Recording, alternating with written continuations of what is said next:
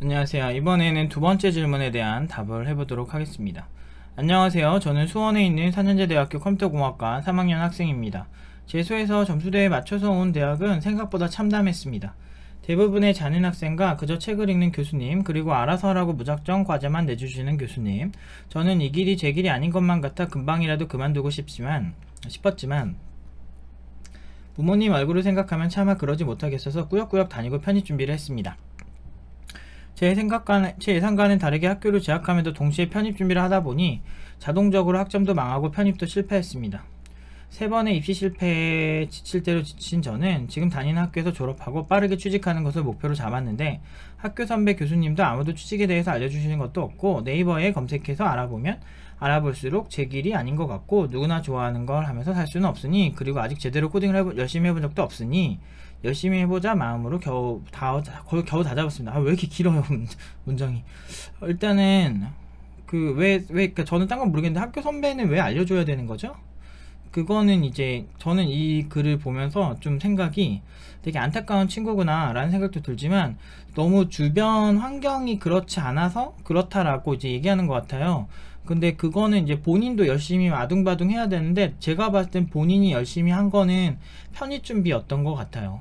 편입 준비를 그냥 한 것 같고, 열심히 한다고 세상에 많은 문제들이 쉽게 이렇게 되는 건 아니잖아요. 그건 잘 아실 거예요.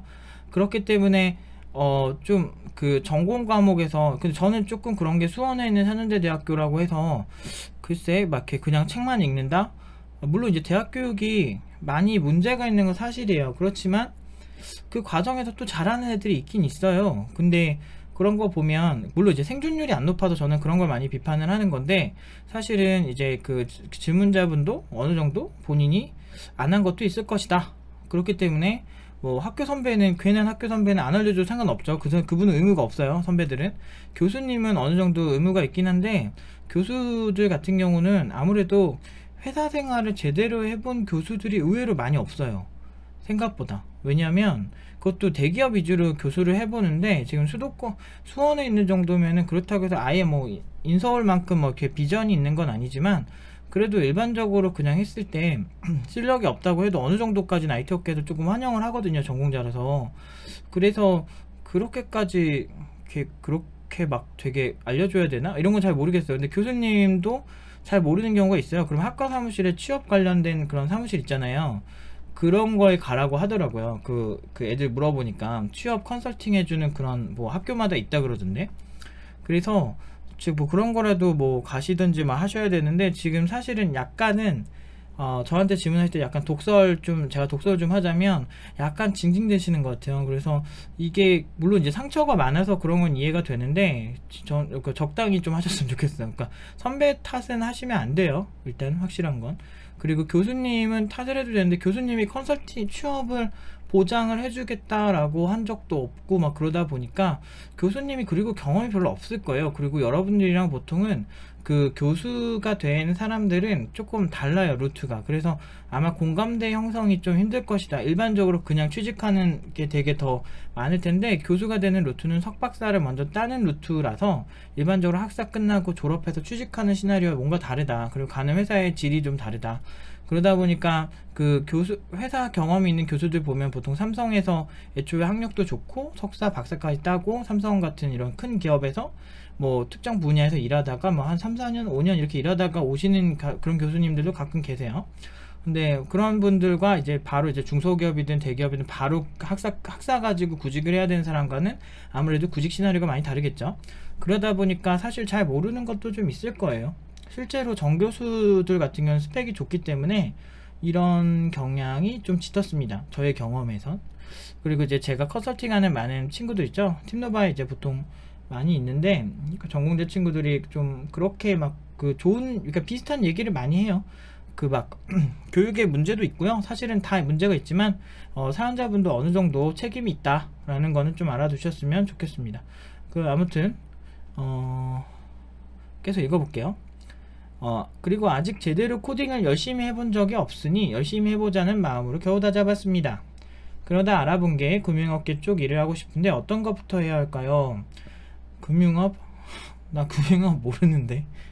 근데 요새 시티은행 같은 경우도 다 철수하고 온라인화를 진행했잖아요. 그래서 실제로 통장 발급 같은 거 하면 온라인을 통해서 전화 상담 통해서 이제 발급이 되더라고요. 그런 게 많이 추세긴 해요. 그리고 막 골드만삭스 같은 회사도 이제 우리는 금융회사가 아니다. IT 회사, 우리는 IT 회사로 봐달라. 이런 식으로 자기네들을 디파인을 해요. 디파인이 아니에요. 자기 정의를 해요. 자기네들은. 그러면서 딱 뭐라고 해야 되지? 그러니까 좀 이렇게 금융회사가 요즘은 IT가 중요해지긴 했는데요. 제가 금융회사 가는 법은 잘 몰라요.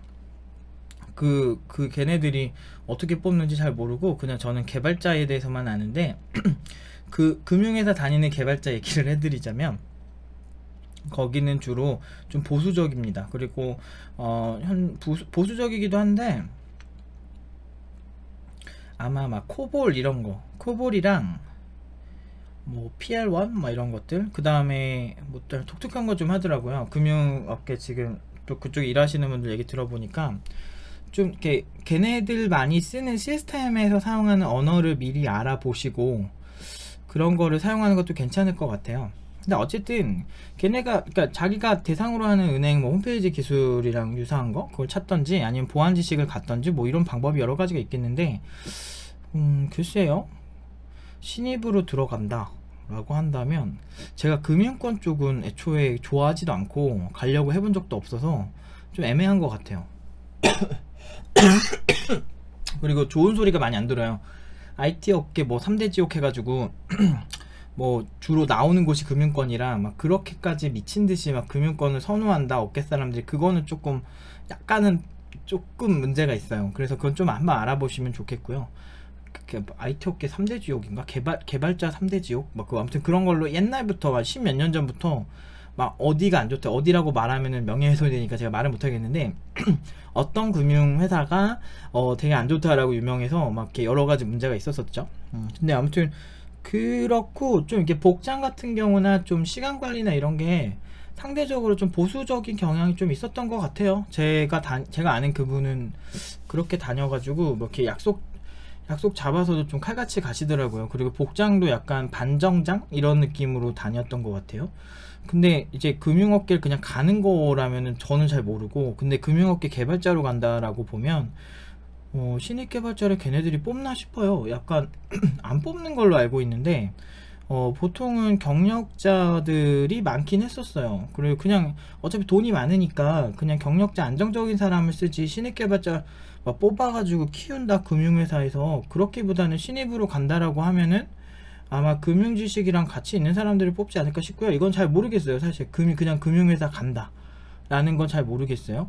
그리고 지금 금융회사 가면은 만약에 저게 이제 은행 같은 데가 아니라면 만약에 뭐 트레이딩 같은 거 있잖아요. 뭐 그러니까 주식 거래나 뭐 이런 것들 한다고 하면 그쪽은 이제 데이터 분석 전문가나 아니면은 뭐 빅데이터 전문가나 아니면은 인공지능 전문가 이쪽 사람들이 좀 분석해서 어떻게 뭐 트레이딩 그러니까 알아서 트레이딩 하는 거 있죠. 그러니까 골드만삭스라고 그 회사는 개발자만 8,000명이에요. 전 세계에서 되게 유명한 금융회사 중 하나인데, 그런 회사는 이제 IT 기술로 하는데 보통 이런 데이터 분석이랑 데이터 수집이랑 분석이랑 이런 데이터 사이언스틱한 거를 좀 잘 했어야 뽑는 걸로 알고 있어요. 왜냐면 그 주식 거래나 이런 거는 현 시점에 문제가 생긴 큰 데이터를 쭉 뽑아본 다음에 거기에 이제 인공지능의 판단으로 투자를 하는 거거든요. 되게 성공적이라고 들었는데, 그래서 얘네들은 이제 개발자, 그러니까 직접 트레이딩하는 인원보다는 이렇게 컴퓨터를 이용해서 트레이딩을 한다라고 그러더라고요. 그리고 자기네들 회사를 이제는 우리는 IT 회사다라고 정의를 하는데, 원래 금융회사로 최고의 회사 중 하나였거든요. 그래서 그런 거 봤을 때 데이터 분석 쪽이 더 좋지 않을까, 데이터 사이언스 쪽이 좋지 않을까 라는 생각은 좀 듭니다. 근데 그런 것도 있고, 사실 금융 쪽에서는 돈을 다루기 때문에 위험하잖아요. 그러니까 사실 보안 쪽을 공부하는 것도 하나의 방법이겠죠. 사실 뭐 가려면 얼마든지 가겠죠. 걔네가 수요가 있는, 조직이 크니까 수요가 있는 거면 다 되지 않을까.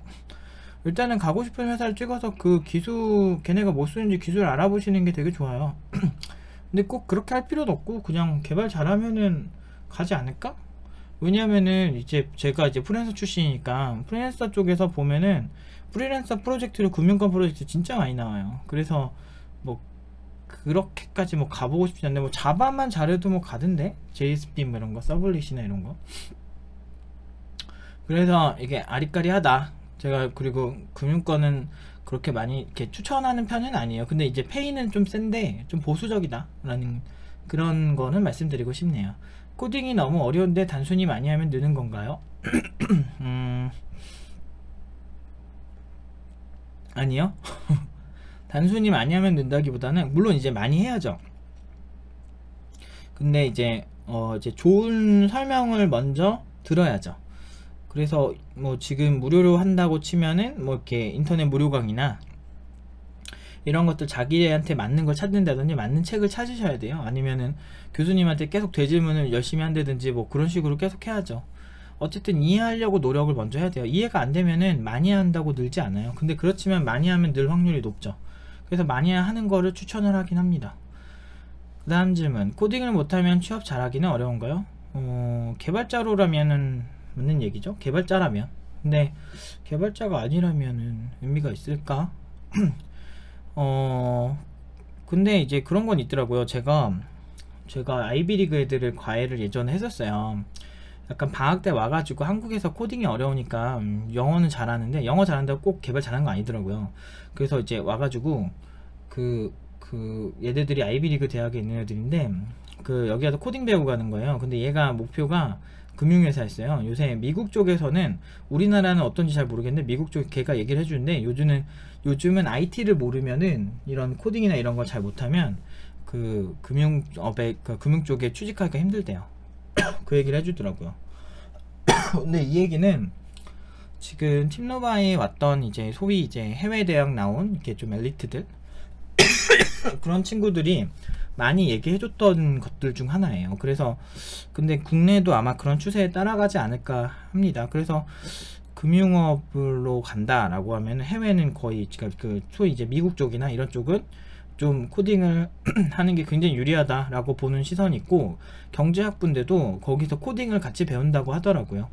지금도 통계학과나 일반적인 그냥 경제학과에서 일부 수업이 이런 통계학이나 이런 것 때문에 R이나 파이썬 같은 이런 거 가지고 데이터 분석 실험을 하는 그런 것까지 생길 정도로 좀 경제랑 데이터 분석이나 이런 게 좀 연관이 생기는 것 같아요.